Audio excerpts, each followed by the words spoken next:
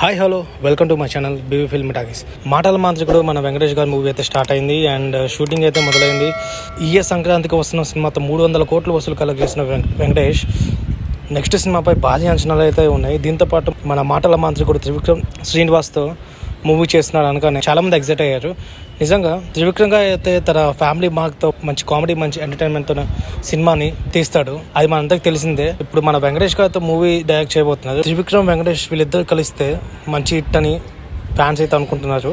కానీ త్రివిక్రమ్ గా అయితే తన డైరెక్టర్ అయిన తర్వాత ఒక్కసారి కూడా వీళ్ళిద్దరు కాంబోలో ఇప్పటికైతే సినిమా రాలేదు, కానీ ఇప్పుడు వస్తుంది. త్రివిక్రమ్ గా అయితే ఈ సినిమా తన మార్క్ టేకింగ్ తో వెంకీ కామెడీ టైమింగ్ తో తగ్గట్లుగా సినిమా రూపొందుతుందని తెలుస్తుంది. ఈ సినిమా అనౌన్స్ అయింది, కానీ ఈ సినిమాలో హీరోయిన్ ఎవరని ఇప్పటిదాకా చిత్రం అయితే ప్రకటించలేదు. హీరోయిన్ గా అయితే రుక్మిణి వసంత్ అని అయితే అనుకుంటున్నారని వార్తలు వస్తున్నాయి.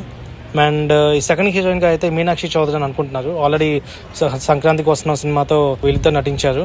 అండ్ మీనాక్షి చౌదరిని అయితే ఫైనల్ చేసినట్టుగా తెలుస్తుంది. సో ఈ సినిమా అయితే టైటిల్ అయితే అలివేలు వెంకటరత్నం అనే టైటిల్ అయితే అనుకుంటున్నారంట చిత్ర యూనిట్. సో ఈ సినిమా షూటింగ్ అయితే స్టార్ట్ అయింది. సో నెక్స్ట్ ఇయర్ దసరా కాటానికి రిలీజ్ చేస్తున్నా అని అన్నారు, బట్ చూడాలి. సో మీరు అనుకుంటున్న కింద కామెంట్లో తెలియజేయండి.